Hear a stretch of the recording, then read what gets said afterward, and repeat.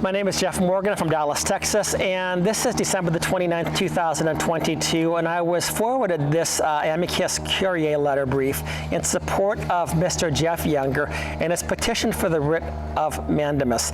And this letter comes from Texas Values. Texas Values is a nonprofit organization that is dedicated to advancing policy issues in the areas of religious liberty, protection of innocent unborn children, and they've been very, very, very influential in this, and issues pertaining to marriage and family. Over the past 10 years since its existence, Texas Values has studied and provided legal and policy guidance on issues related to gender, to children, gender transition, and its dangerous effects on children and their families. And I know this is true because I've been to several conferences that Texas Values has hosted in Austin, and at least 3 of the ones that I've gone to, which may have, I'm not sure if I went to 3 or 4, but at least 3 of them, the whole issues of gender modification, gender transition were discussed by experts, by people who knew a lot about this issue. They have been advocating against it, not for it. Whatever this idea of transgenderism and gender transition is, it is a fallacy, and Texas Values has been exposed in that, has been advocating against that because of the harmful effects it has on children, and because, and I believe as well, because it also amounts to child abuse. Texas Value has also often been listed as an amici in Texas Supreme Court cases related to parental rights and family issues. Texas Values requests that the court stay the trial court's September order that would allow the relator's former spouse to remove their children from the original appointed jurisdiction of Dallas County in Texas to the state of California. Considering the history of the legal conservatorship battle over relatives' children has been centered on the gender transitioning of one of the minor children. And by the way, this is the big issue here. And Georgulas is trying to transition, whatever that means, trying to change a boy into a girl, which biologically is impossible to do. But she's been trying to, quote, transition their son from a boy into a girl. She has had this gender ideology going in her mind for quite some time, since James was 3. She's renamed him as Luna. She dresses him up as a girl. She sends him to school as a girl. She's dressed him in costumes that make it look like he's a drag queen of some sort. There's been a lot of abuse that's been going on here, and that's been the issue that has been before the court. And I'm going to go back to this a little bit further in another video because Jessica Janasek wants to pretend that this is not the issue, and she knows for a fact that it is an issue. Jessica Janasek of Kunstler Law Firm is lying to the courts, blatantly lying. I've seen her in person lie to the courts, and unfortunately in this case right here, in September the 1st, the court was closed to the public, which was a constitutional error, and a reversal is mandated due to the constitutional error that took place by Judge Mary Brown. Anyway, but this has been the issue. Dr. Ann Georgulas is trying to transition one of the children, James, from a boy into a girl. And Texas Values is saying it is clear that the motive for removing the children is to harm them through gender transitioning surgeries and not for the best interest of the child. And once again, if you look at what took place in the hearing, Ann Georgulas and Jessica Janasek were arguing that this was in the best interest of the child to move the child from Texas to California. What they didn't really focus on was that California passed a Senate Bill 107, and Senate Bill 107 basically says that if there's any child that has any possibility of affirming himself or herself as the opposite gender identity, they can come to California. They don't have to have parents' permission. They can come to California, and California will protect them. In other words, California has essentially abrogated parents' rights. In this case, in the case whether it's of annulment or divorce, only one parent has to be in agreement. In some cases, no parent has to be in agreement. This is what the state of California has done. This is the reason why Ann Georgulas is moving to the state of California, from what everybody who is familiar with the case would conclude. The need to protect the relator's child from the dangerous surgeries is eminent due to the recently enacted California law that would disfavor a parent who does not wish to see his child undergo a gender transition and remove that child to California, where the procedures are advocated for by activists. And again, this is California Senate Bill 107. By the way, I testified against that from Texas. They had a hearing on the phone. Have another friend out there. He told me about this because they did this to his son. He found out his son was transitioning because all of a sudden he had a bill on his insurance card on his insurance for about $200,000 approximately. No knowledge of what was going on. His ex-wife was doing this, transitioning his son, and he was the one who told me to listen in on this bill, so I also testified against the bill. A lot of testimony was not really taken, but basically we were able to register our votes whether we were for it or against it. I registered the vote as being a media consultant, I believe, for Dad Talk Today. With their 500,000 followers, we were against this bill. But the California activists were able to pass it regardless. And Governor Newsom was able to sign that. And part of the reason he wanted to sign that was because he is in a war on the conservative values of Texas. He wants to make sure that if Texas is going to call these procedures that can take place for no medically necessary reason child abuse, that California would undermine that and would give refuge to people who wanted to go and have these procedures done, even if they were forced upon their children by one of the parents, as is happening in the case right now with James Younger, the son of Jeff and Ann Georgulas. And by the way, just so you see how wicked and evil this thing is, Ann Georgulas carried James and Jude, but she's not the biological mother. Jeff Younger is the biological father. Ann Georgulas is not the biological mother. But she gets to make the decision because we have activist lawyers, perhaps, like Jessica Janicek and the Kunstfuller Law Firm, that are advocating for this. And we have activist judges, like Judge Mary Brown of the 301st, that are supporting these things. And we have activist doctors, like Dr. Ann Georgulas, who want to support this as well. Dr. Ann Georgulas, the mother, the non-biological mother of James, has been basically brainwashing James since he was about age 3 in numerous ways, too lengthy to go into in this video. Texas Values considers, therefore, relator would have no chance at ever regaining conservatorship of his child or protecting his child from the gender transition.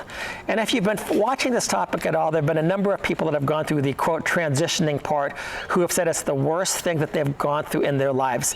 One person, I believe her name is Chloe Cole, is now suing the hospital and the doctor for medical abuse because even though she asked for the transition, she was still underage and she did not really know what she was doing.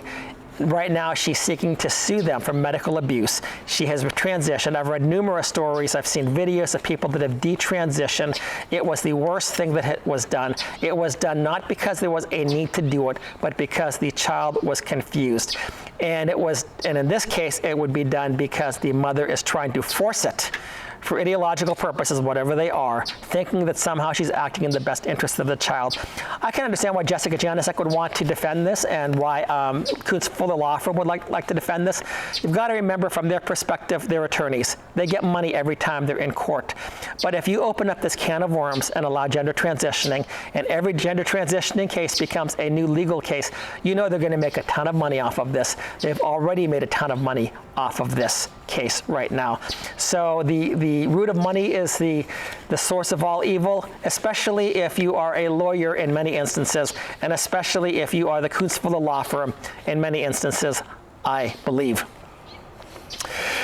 So due to the relator's son moving to California, any opinion relator has on his child's gender transition would be dismissed because of California law. Once again, California law makes parental rights obsolete. The state of California has more rights than a parent to say what happens to your children. This is not just merely Marxist and communist, it's demonic. It's that bad of practice right now. The relator's son being in California puts his parental rights at risk. California passed SB 107 in opposition to Texas's legal and legislative efforts to stop gender modification in the state, and because of policy disagreements with, quote, far-right anti-LGBTQ Governor Greg Abbott, and the putative fact that, quote, Texas began investigating and potentially prosecuting parents of trans kids who receive gender-affirming care, end quote. The law is set to go into effect in just 9 days, meaning the enforceability of an unknown number of Texas child custody orders will be in jeopardy if this court fails to provide relief. Texas Values does not want to see the precedent be set for parents who disagree on the gender transition of a child to have the option of escaping to another state, to have the minor child undergo an irreversible sex change, and there are some that are reversible and for sure mentally and emotionally damaging to the child, which amounts to child abuse, to undergo an irreversible sex change without respecting both parties' rights and the best interest of the child. Now, Texas Values has mentioned the best interest of the child. Even though they mean this in a positive way, I would still like to mention that there is no definition for the term, quote, best interest of the child. But I will say this, the best interest of the child is not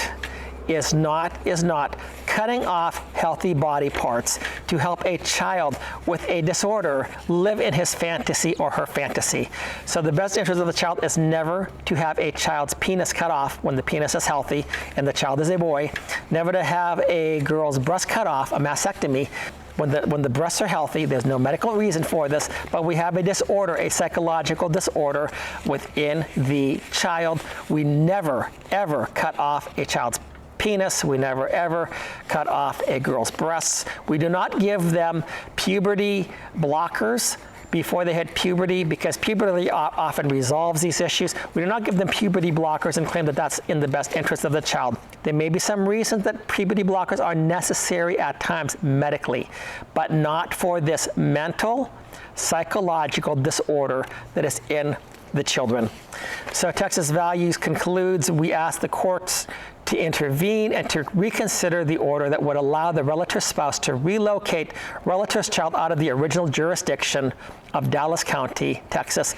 This is respectfully submitted by Jonathan M. Saenz. He's an attorney.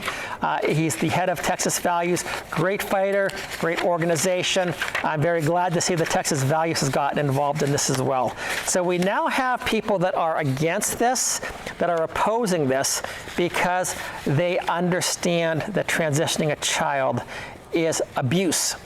The people that are for this are people that love child abuse, that advocate for child abuse, that facilitate child abuse. Even the DFPS director, Jamie Masters, considered this to be child abuse. The Attorney General of the state of Texas went through the entire sex change and the administration of puberty blockers and other things and considered it child abuse when it's not medically necessary. There are a few exceptions in which this so-called gender-affirming care, that these things could be done. But when a person is healthy but just has a psychological or a mental issue, it is abuse, and it is abuse. And we need to stand against this abuse. So Texas Values, thank you for standing against this abuse with Mr. Jeff Younger. If you are a citizen of the state of Texas, if you are a citizen in California, if you're a citizen of the United States, you need to understand what's at issue here. This is a state telling you as a parent, telling you as a grandparent, telling you as an uncle or aunt, you have absolutely no say in the state forcing gender-affirming care, otherwise known as the administration of puberty blockers or some type of hormone treatment, otherwise known as cutting off healthy sex parts, otherwise known as chemical castration, because the state mandates it. And a parent should be fully aware of what's going on. If one parent disagrees, that parent's wishes should be honored. And even if both parents agree, there still needs to be a medically necessary reason for this to be done, not a fake reason, a real reason Other than that, it is child abuse. And if you live in the United States of America, this is one case you should be focusing on. What is happening in Texas with Jeff Younger and Ann Georgulas? Once again, the people defending this abuse, Ann Georgulas, the pediatrician who's closed up shop in Texas and is moving to California so that she can continue her practice out there and get James, her non-biological son, transitioned.